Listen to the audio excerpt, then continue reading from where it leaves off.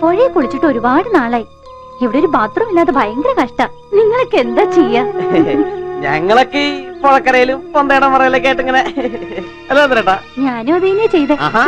അത് ശരി. ആരോട് ചോദിച്ചിട്ടാടി ഈ സാരി എടുത്തത്? ആരോടും ചോദിച്ചില്ല. പെട്ടിയിൽ സാരികൾ ഇരിക്കണ കണ്ടപ്പോ ഒന്ന് ഞാൻ എടുത്തു.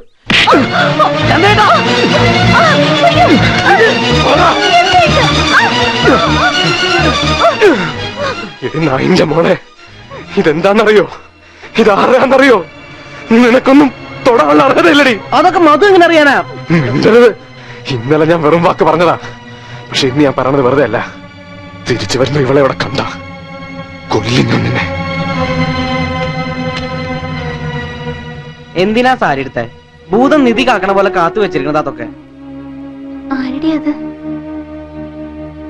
ഇന്ദ്രേച്ചി